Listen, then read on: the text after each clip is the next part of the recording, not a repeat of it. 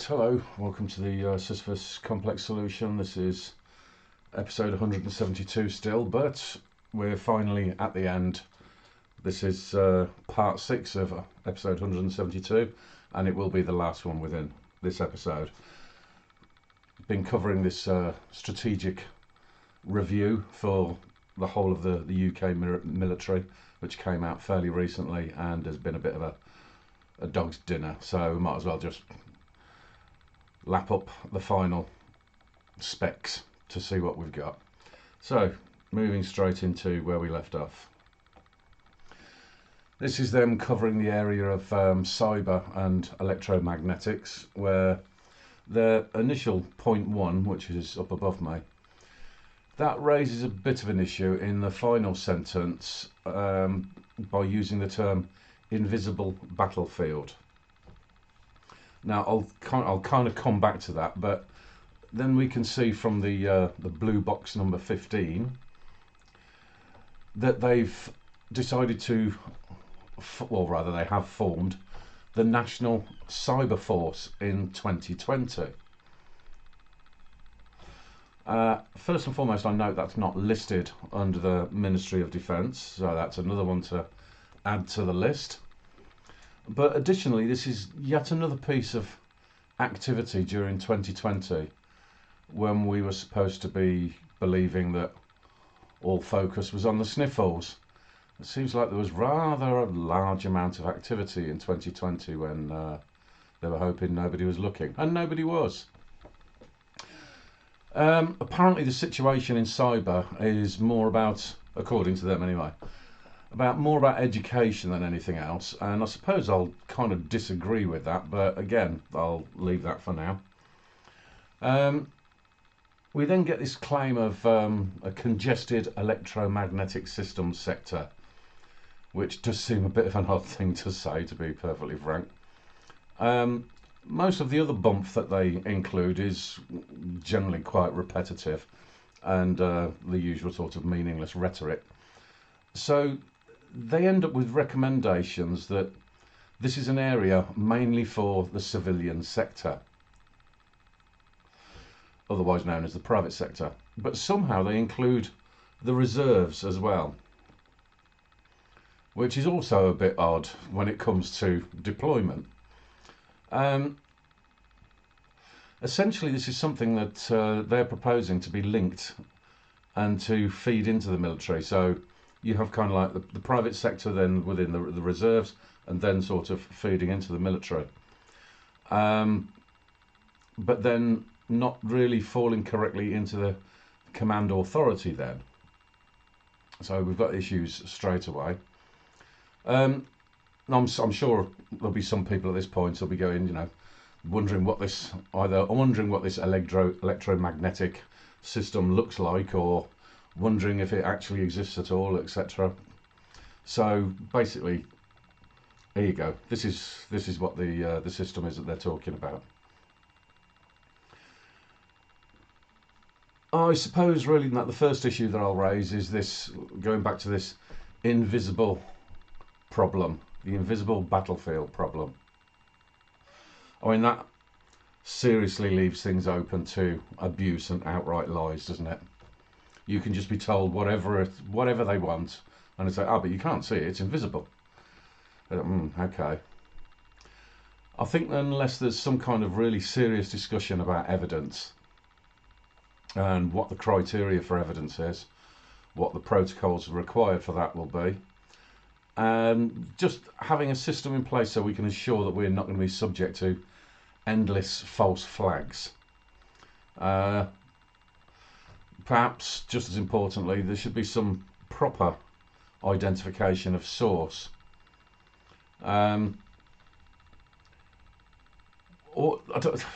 It is something that has going to have to be a sort of a wider discussion with the public, because it's going to be a really bloody hard job to establish any real confidence in the general public, no matter what they say as of now, because generally speaking, because of all of the different things that they've been doing, particularly since 2020, I think they've put themselves into a corner where anything that they come out with is either going to be dismissed or greeted with such amazing amounts of suspicion that nobody's going to believe them one way or the other. So that's why it's also really important to have these kinds of criteria understood and actually delivering it. So like I said, the government dug this hole for themselves, to be perfectly frank. So if they are going to, or if they have been and they continue to have this habit of consistent lying and then focusing any kind of an attack that they are going to do on the actual domestic population, then yeah, if they've got any serious hope of trying to push any kind of narrative, true or false, they've got a lot of work to do, because just going with this invisible threat scenario is just not going to cut it. I think anything in terms of a sort of a wider crisis situation, and I think they're basically going to have to whistle Dixie on that one. In terms of the cyber threats, overall, when this goes into the kinds of systems that would produce drones, for example, and then hence requiring this sort of EM response, there's a few factors to the cyber side of things. One of the key problems, which should assist commercial and military application as a result, is very much down to having greater route of recourse against the absolutely appalling agile nonsense. You know, the make crap up as you go along type of routine that they tend to do in the software market.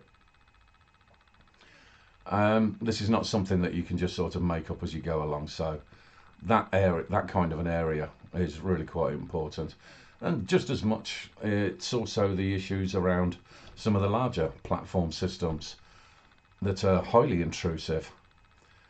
And I'm sure they'll still make the excuse of, oh, but you check this little box and that, despite the fact that you had about 7,500 pages written in size 4 font that nobody ever reads, that enables these bigger systems and that's just do whatever they want. That sort of blockade should be very much in place. I mean, obviously military applications in particular should be taking on board how it is that these systems tend to be either incomplete or indeed vulnerable. Because if they're not fully understanding of that when it's actually the model that they have to be working with, then they're literally going to be messing around with this thing each and every time. It's not going to be based off of something stable to begin with. It then also leads into where you actually get your systems from, hence this issue of the larger platforms not having these back doors and so forth. And also, in addition to that, when you're receiving, or when you're the buyer for particular types of platforms and software systems, you also need to be paying a great deal of attention as to who else they're selling those systems to. There is supposed to be a unique factor to all of this sort of stuff. Just one example in terms of where you actually get your systems from. I'm not going to blame it all on the large sorts of platforms that everybody's aware of. But I think most people have heard by now about the Chinese types of systems and various types of items, up to and including, in this particular example, like solar panels. And it's true or not, don't know, but let's just go with the rhetoric that's out there, where they seem to have kill switches included within the systems, and so they can just basically turn it off remotely. I mean, if that sort of situation is the case, then you shouldn't have anything from them. It's a simple equation. If it can't happen if you don't buy it. So the point here is the whole issue that what we can just sort of overall call IT systems, the only real, it's only really a threat because everybody's using the same stuff, by and large, bought from the wrong people, and then being dependent on some other source for maintenance and operation. So it is something that does need to be very much considered about in-house solutions. It also falls into this problem of what they keep on going on about, the competition through innovation, because as I keep on pointing out, you can't really have proper innovation if you've got a command and control economy. It's not providing the incentive, and you're basically left with, again, yet more rhetoric to say, oh look, here's some innovation that's come online, and it's based off of picking winners and losers before anything has even been produced. That's not innovation. If they want a genuine strategy for this, then they need to know a hell of a lot more than they do just through spewing words that the ideology calls for at the moment. So they're going to have to be a little bit more comprehensive in terms of what is actually practical, what works, how you actually have these systems integrated correctly, what sort of overlays are required, so on and so forth. You know, don't rely on a call center in Pakistan or whatever, and that what is the problem that you've got today? You know, you can't have your military making those sorts of phone calls.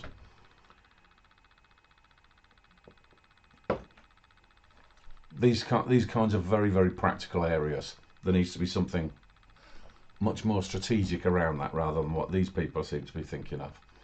So, talking of strategic, and it is a strategy document after all, that then takes us into the strategic command. You do have to laugh a little bit in that when you see that they're discussing this MSHQ, which means the military strategic headquarters. Kind of a contradiction in terms normally, isn't it? But first of all, if we take a look at all of the organisations in point 1, and then the final statement of a single vision.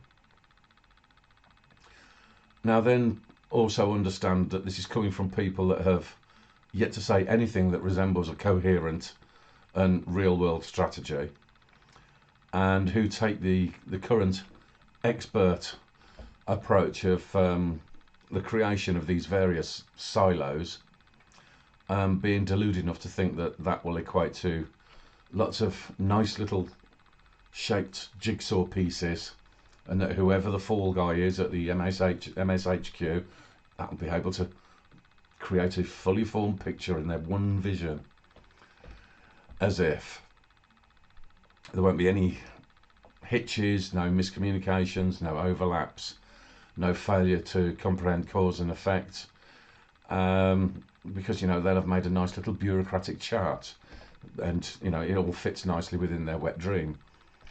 I'm sure they also think that government runs highly efficiently, but that's, you know, kind of a hint as to what the problem that they're going to get then.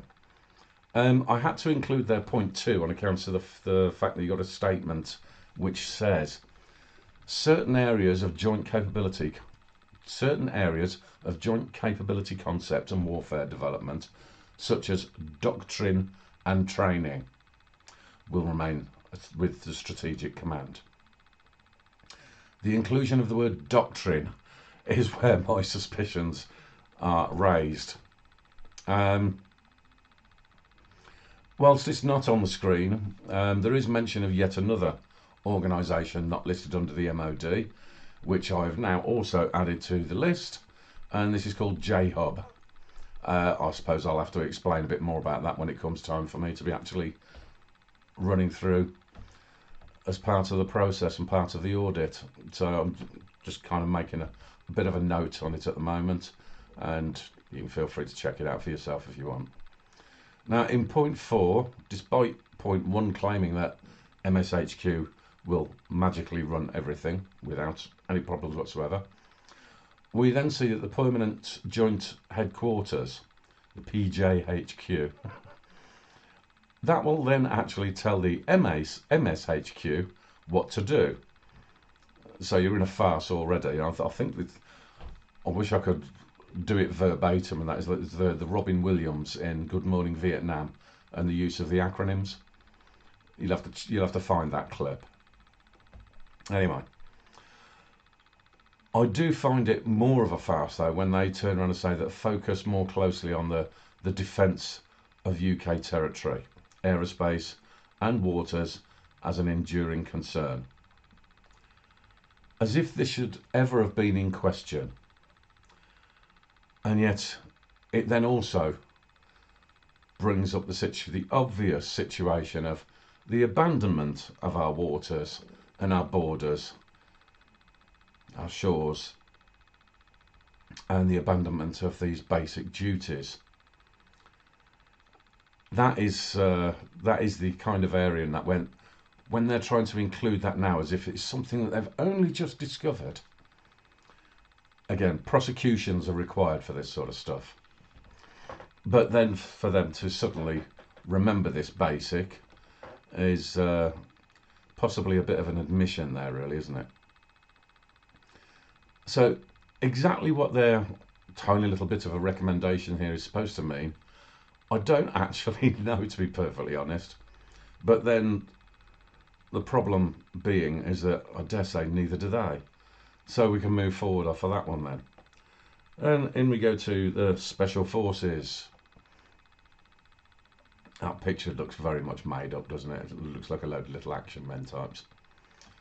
Now anyway, they clearly don't have much to say about the Special Forces, other than to claim that there's somehow this part of this NATO, as per usual.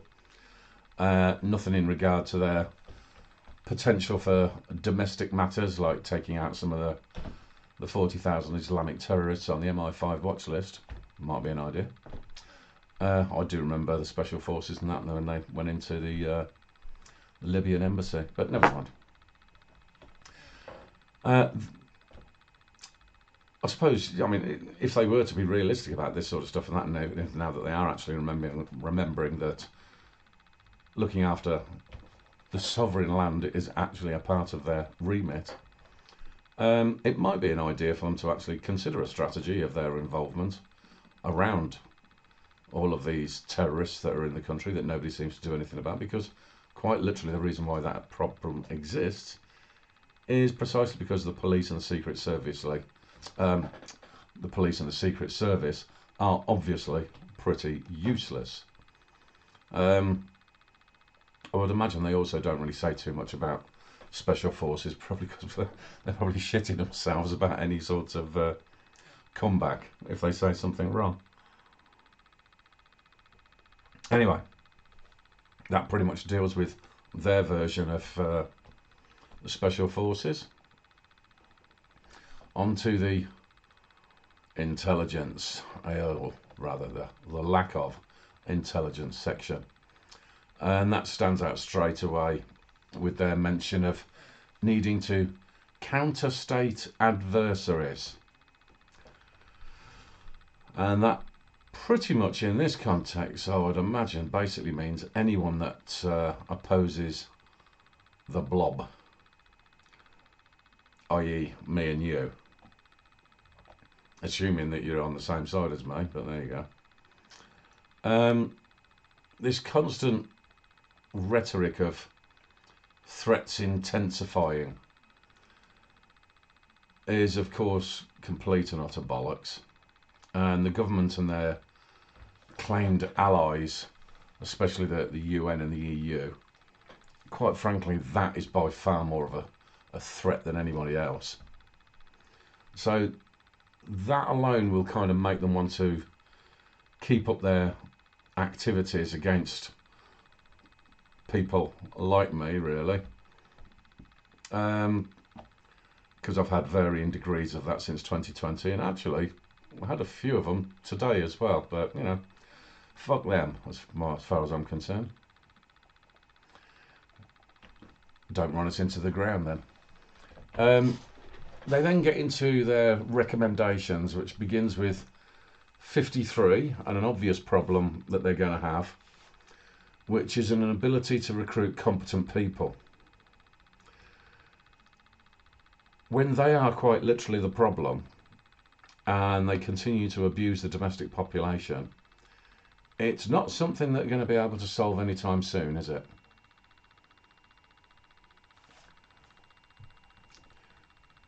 Number 54 wants them to create yet another organisation called the Military Intelligence Services, and that's going to be done by November of this year because, yet more government is exactly what's needed. Not. When they come to 55, I tend to think this is another example of how they don't really understand what already exists, though they force the narrative again of crisis and war.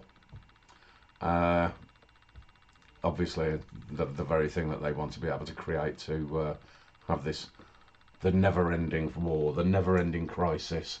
We must maintain control, because that's all it is, really, isn't it?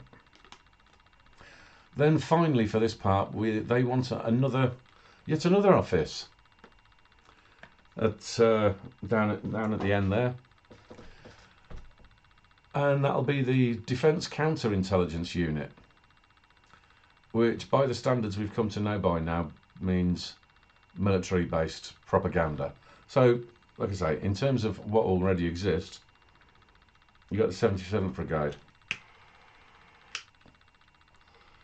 Though it is possible that they tend to fall more underneath the sort of peripheral to the military and that, and acting more as a military arm of the Department for Culture, Media and Sport, but never mind. So, not particularly anything of any value for us in the so-called intelligence part, but then what was I expecting? Now, medical. No doubt that anyone either serving currently or considering service will be particularly pleased to know that they want the National Death Service involved. And they anticipate mass military casualties. So that's encouraging, isn't it? Their 57th recommendation is to get yet another Quango, which apparently will mirror the US and basically just means an advisory board of know-nothings who will merely parrot whatever they've been told to regurgitate through a predetermined conclusion anyway. I'm not entirely sure that the US has those kind of Quangos, but to one side. As for recommendation 58, I do obviously have natural concerns about the military and the NHS going hand in hand, because we saw this during 2020, I think it was during 2021, when the military were going around knocking on people's doors to push the stab on them until they were chased off the streets, which just goes to show the strength of the army when they're put onto the streets. Now, the main thing really here in that is that just because we went from Uni-Party blue to Uni-Party red obviously doesn't mean anything changed, and they're still the same murderous intent bastards that they literally created useful idiots to do them. I mean, they set up this murderous bloody ideology in that under COVID. They got useful idiots to do the murdering for them, and they put the country onto the course of destruction, which is still continuing at the moment. So these people have got absolutely zero care for the sovereign people, and if they thought for 1 minute that they could set the military on us, I'm sure they probably would, but for the fact that they've already given all of their equipment away. But when you get this situation of saying, right, so the exact same system that we used to hide a whole bunch of murders up and down the country, we're now also going to be having that installed within the military as well. So if anybody's going to be signing up to the military under these lunatics and thinks that, yeah, that might be somewhere I'll be safe, nah, not at all. If they don't get you with their medical experiments, apparently they're going to be sending you out to fight somewhere, that then the National Death Service will get hold of you, and that if you do manage to survive that. It's not really a survival ratio, really, is it? So, for those that do serve and have not lost their understanding of who it is that they're actually employed to protect, i.e. the sovereign people, not the lunatics, they might want to do better than they did last time, know exactly what is going on, don't be fooled a second time, and don't get dragged into this military arm of the National Death Service scenario, because, like I said, they've been going along with this WHO lunacy as well. You know damn well that if they don't find some invisible battlefield, they'll come up with yet another invisible sniffles, and they will be wanting to use and abuse you to continue this absolute mental agenda that they've been pushing, at least that everybody can see, since 2020. Started before then, but really ramped up into lunacy since 2020. And that's, it doesn't matter which cheek of the Uniparty arse it is. Then we move into the infrastructure side of things. And when it comes to infrastructure, we're going with the, based off of what they're saying here, that they're going with what you'd kind of expect when it's the red cheek of the arse's turn, because they're looking to the sell-off to fund scenario. They do have yet another unlisted operation called the Defence Estate Optimisation. So I've added that one to be looked at later on as well. I've got to look at that one because apparently this contains a portfolio of about 5.1 billion. This one is going to be an absolute doozy, isn't it? Where they bring in the climatard mental illness, it had to come, is that they're apparently going to be using military sites to sequester carbon and push unreliables on the overseas bases. Oh dear. So then you've got there's the 22 billion for the carbon capture. That'll probably be put on military land. And they'll turn around and say, but because it's being put on military land, then it means that becomes a source of revenue for the military, despite the fact that that's us paying for that as well.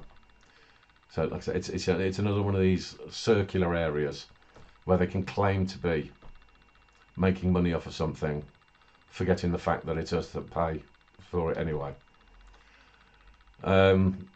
Same with your unreliables. They're going to turn around and go, oh look, we're using this land and that to generate an income, which again, through subsidy and all the rest of it, and that's basically us paying for it. It's just one big scam on top of another. Oh, I don't know. I mean, obviously, like I say, it is a scam anyway, and it'll cost us a bloody fortune. But then it also means that the energy supplies to the military is going to be sheer delusion. It's just not going to happen. Then additionally within infrastructure, this is the sell-off to fund. And these are the last 4 recommendations really of this entire document that I'm now coming to the end of. And so on 59 is for the MOD to come up with a sell-off plan by February of next year. 60 has one hidden little gem in regard to widening eligibility, because basically this is widening eligibility for the houses for those serving, and this literally means giving houses to gays and lesbos.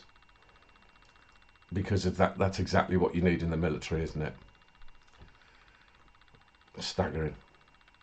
61 is for the military to be retarded and think that they can make money being climatards. And then finally, 62 thinks that real estate is based on digital systems. Presumably, again, they seem to think that that is something that sounds good. The real estate market has got nothing to do with whether you've got a computer or not. Anything that they can build will be bland. All of the regulations that they force on everybody else won't apply to them, but it won't matter because they'll be building crap anyway, and they probably won't get built anywhere near on time, and it will cost an absolute bloody fortune. But overall, though, and that with everything that they've come up with within this and everything before it, I just don't see how any of this qualifies as a genuine military strategy. And then it's on that basis it kind of becomes incumbent for us really to understand that, just so that we don't put all of the blame on the three main authors, but then, you know, they do take the brunt of it, considering they're the ones that were responsible for putting their name on it and their face on it and saying, yep, we agree with this. This is the list of all of the other morons that took part. It literally is one of these cases of how many idiots does it take to change a light bulb? And they still haven't changed the light bulb. I do notice some very distinct useful idiot names amongst them. And according to the document, these dumbasses, you know, within these people as well, there are contributions from other nations and other nationalities. Because that's exactly what you're supposed to do, isn't it? With a defence of the realm. Ask everybody else in the world.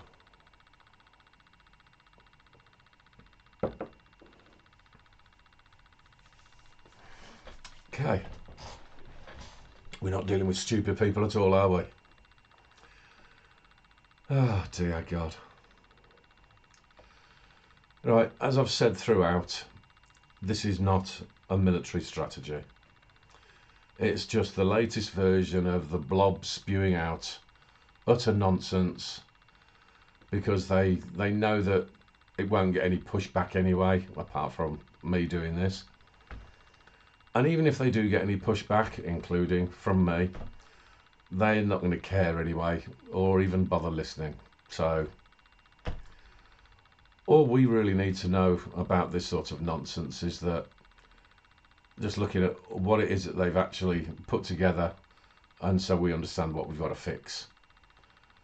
When we do finally have the right people back in our house. I mean, the only thing that I can realistically say about this and running through this review is it has allowed me to give some thought around certain possible solutions. And so I may sort of raise them from time to time as I continue to go through the process of now sort of getting into the proper process of auditing each one of the offices that sits underneath the MOD. And then, like I say, where appropriate, I might not say a huge amount, because again, you know, I'm not like them in so much as that if I did actually have a proper strategy for something that within the military that I consider to be really quite critical, you don't really go blabbing it out to the rest of the world. There are certain parts that I will be happy to say at the right point in time, depending on what I'm covering in within the offices, or maybe as a conclusion at the end, which is now going to take me quite some time because it seems to be an ever-growing list. And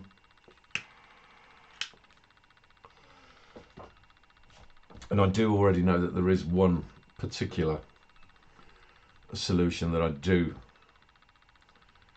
see as having to be necessary, which is not going to prove popular, but it will be something that has to be done at the right point in time. I'm not going to say it now. It literally is this case of all things of any credibility and sense have to be left until we've rid ourselves of the lunatics,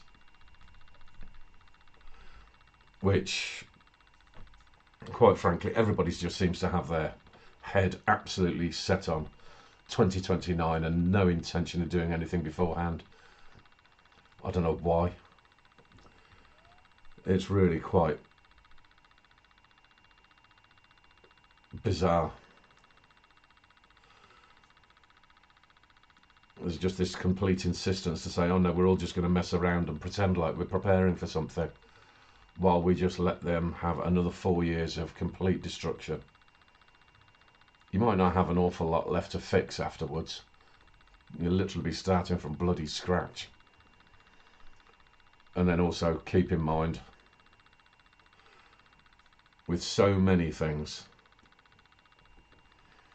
you've got this constant rhetoric revolving around 2030.